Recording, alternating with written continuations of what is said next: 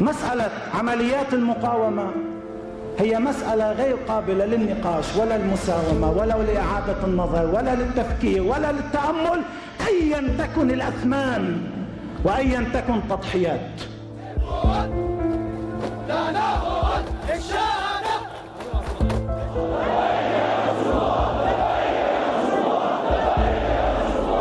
Hassan Nasrallah has been the dominant leader of Hezbollah for nearly 3 decades.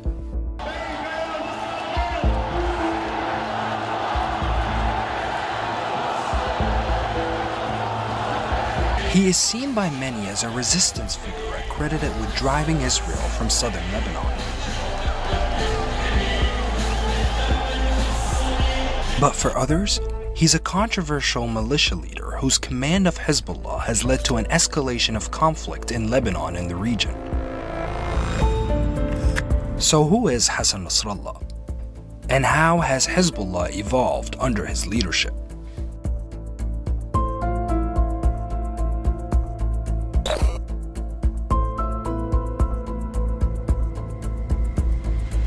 Nasrallah was born in 1960 to a working-class Shia family in an impoverished suburb in eastern Beirut.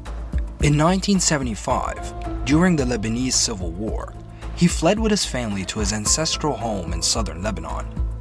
There, he joined the Amal movement, a Shia paramilitary group once known as the Movement of the Deprived. Nasrallah was interested in theology and traveled to Najaf in Iraq for Quranic studies. But he was forced to return to the civil war in Lebanon, which now had grown larger and more complicated.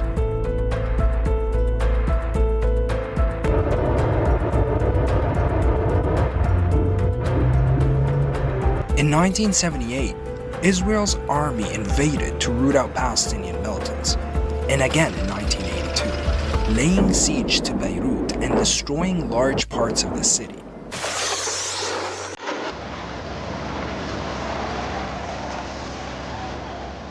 Nasrallah returned to the Amal movement to fight, becoming the group's commander in Bekaa Valley.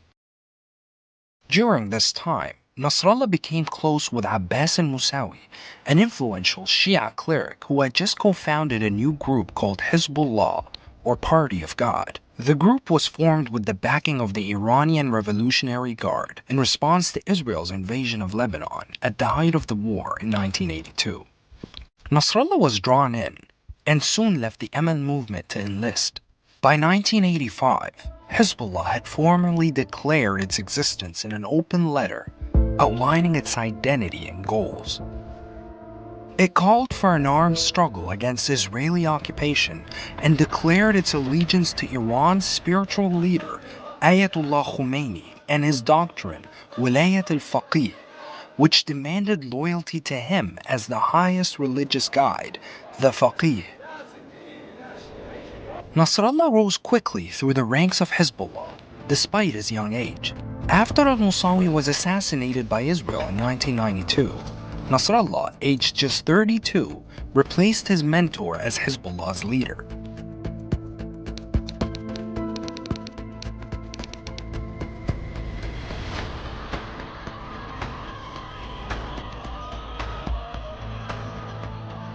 هم يقاتلون قوة مخفية مخبأة قد تفاجئهم في أي يوم من الأيام بهذا العدد الضخم من الصواريخ.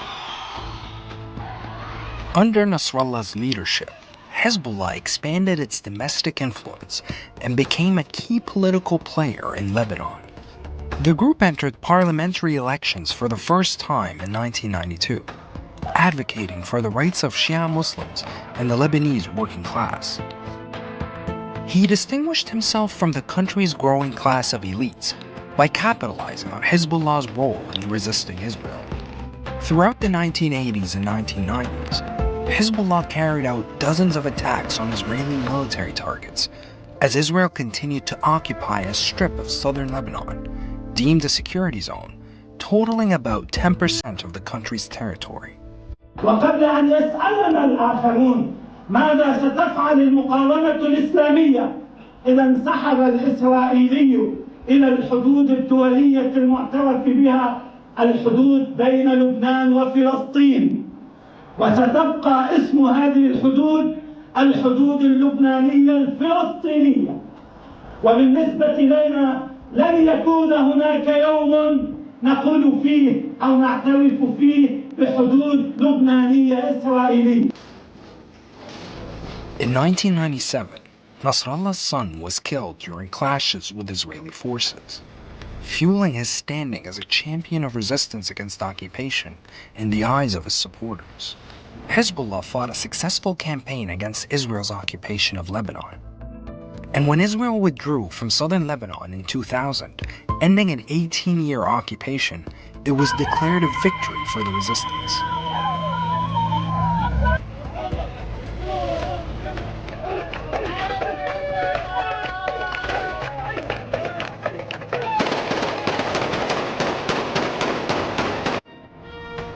In 2005, Lebanon's Prime Minister, Rafiq al-Hariri, the country's most prominent Sunni figure at the time, was assassinated.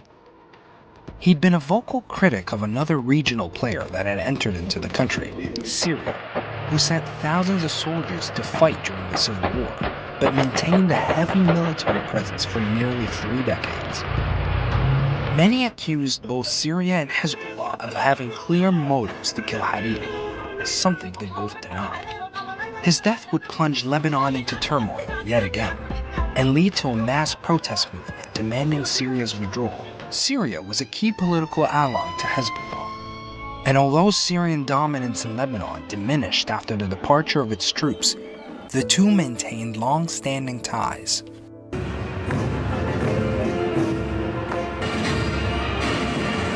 نؤكد أيضاً وبكل وضوح وقوفنا إلى جانب سوريا قيادة وشعباً في مواجهة الاستهداف الأمريكي الصهيوني لها ومحاولات الاقتصاص السياسي منها. And after the 2005 political crisis, Hezbollah's influence had greatly increased.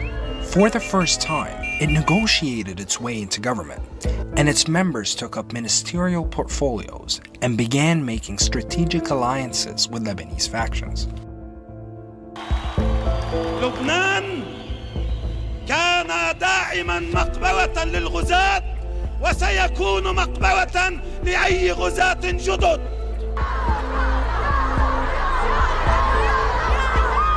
Nasrallah relied on his charisma to boost Hezbollah's public image.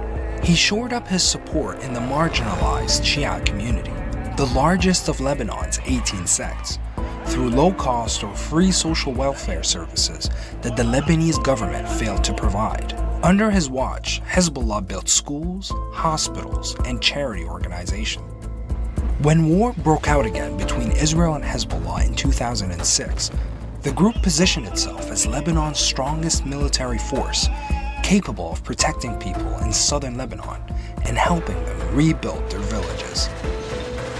نحن الآن نعلن انطلاق هذه الورشة في الضاحية، في البقاع، في الجنوب، في كل المناطق.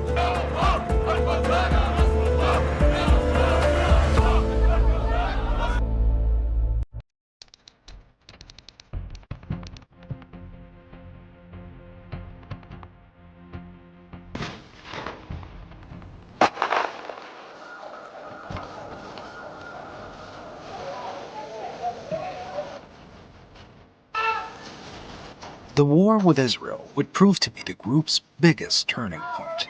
It began in July 2006, when Hezbollah members captured 2 Israeli soldiers during cross-border attacks. Israel launched a military campaign into southern Lebanon, dropping thousands of bombs and missiles.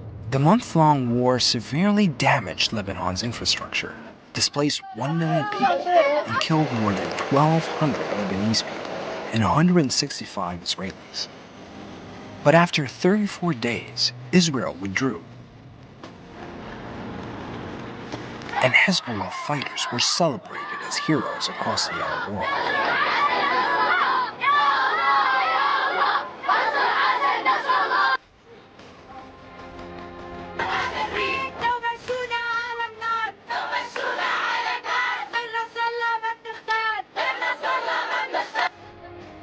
Nasrallah's speeches were broadcast on Hezbollah's Al-Manar TV and watched by millions around the region.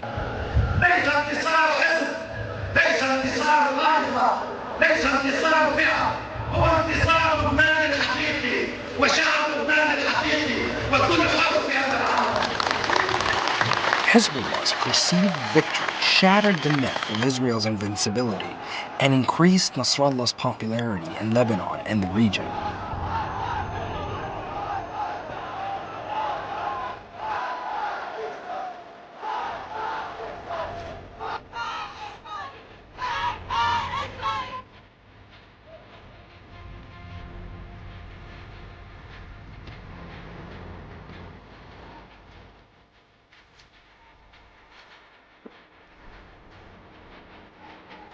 Throughout the war, Hezbollah documented its guerrilla campaign to promote its military successes and battle readiness, eventually managing to dominate the information war.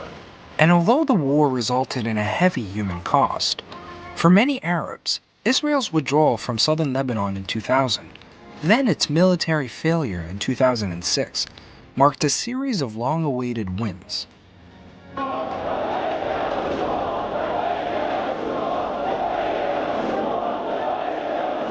Since the end of the war, Nasrallah rarely appeared in public for fear of being assassinated by Israel. He kept his movements secret and spoke at rallies through video links, but his ambition for Hezbollah did not waver. Following the war, the group led a series of protests to demand a greater share of power and the resignation of the US-backed government of Fuad Sanyura. In response, thousands of supporters camped out in central Beirut in a bid to overthrow the government. 2 years later, Hezbollah sympathizers and pro-government supporters clashed in Beirut after the government threatened to shut down Hezbollah's private telecommunications network. This time, the government caved and agreed to mediated talks in Doha that resulted in Hezbollah getting veto power over cabinet decisions.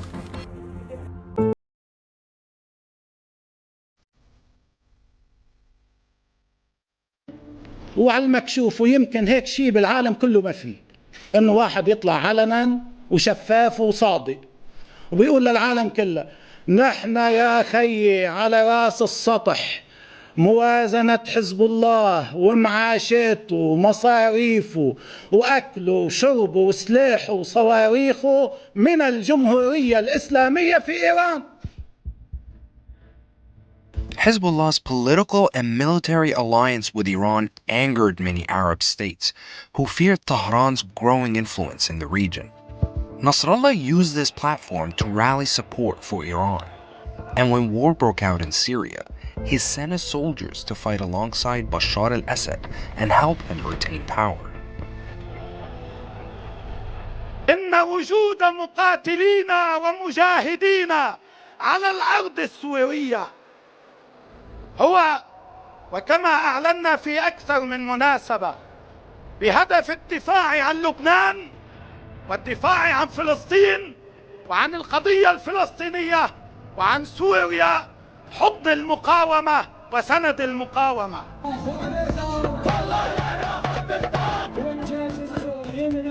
والجيش السوري منها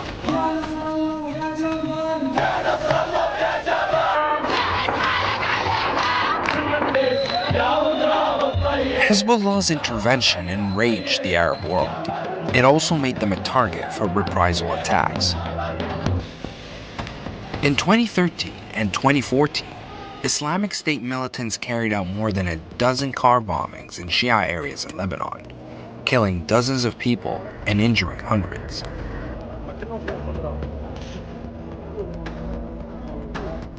At home, many Lebanese blamed Hezbollah for exacerbating the situation in Syria and dragging the conflict across its borders.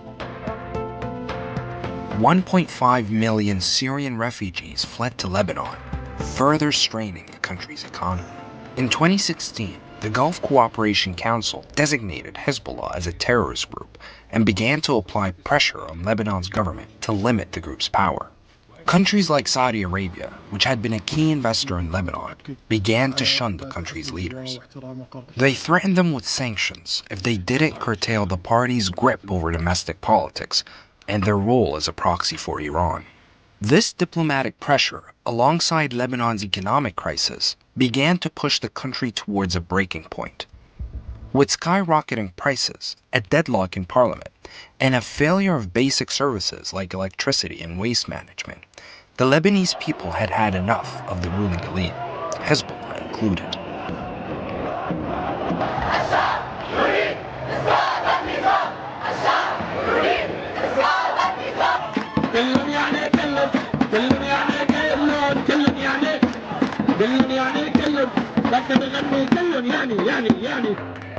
In 2019, mass anti-government protests swept across the country, uniting people across sectarian lines. Demonstrators filled the streets, demanding the government to resign and expressing anger at the ruling class for responding to Lebanon's economic crisis by introducing new taxes, including one on WhatsApp calls. Nasrallah spoke out against the new taxes, but rejected calls for resignations, calling it a waste of time. Protesters longing for a political change and better living conditions were angered by Nasrallah's stance. خطاب السيد ما بيلبي المطالب والتطلعات اللي الناس نزلت لأجلها. حزب الله موجود بهذه الحكومة. إذا كان مشارك أو ساكت عن الفساد واحد. In August 2020, a massive explosion in Beirut's port sent shockwaves through the city.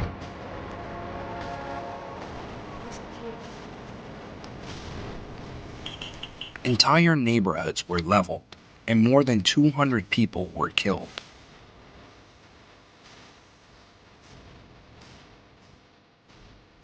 But when investigations questioned the role of senior officials in ignoring the threats that led to the explosion, Nasrallah hit back, accusing the judge leading the case of political bias and calling for him to be replaced. Tensions escalated, fueled by the anger of the victims' families who condemned the repeated suspension of the inquiry as an attempt by politicians to evade justice. It culminated in a day of deadly clashes in Beirut. For the first time in years, people feared the country was heading towards renewed sectarian tensions. The pressure to limit Hezbollah's power has been getting louder. The US and Gulf countries placed sanctions against the group's financing in a bid to curb its influence. But Nasrallah remained defiant. نحن وإحنا اعتدينا على السعودية ولا نحن هاجمنا السعودية. هؤلاء هم كانوا شركاء في المؤامرة الكبرى وفي الحرب الكونية التي كانت تدمر المنطقة. ونحن كان لنا شرف أن نقف في وجه هؤلاء القتلة المتآمرين على بلدنا وعلى شعوبنا وعلى دماء ورجال على دماء وأعراض الرجال والنساء في لبنان. With each crisis that befell Lebanon, Hassan Nasrallah was there to maneuver his party to ever-growing power. For 3 decades, he amassed a political and paramilitary force no one could challenge in Lebanon. A hero to his supporters and a dangerous menace to his adversaries. Now, he faces complex challenges, a country in economic meltdown, tensions with political rivals, and growing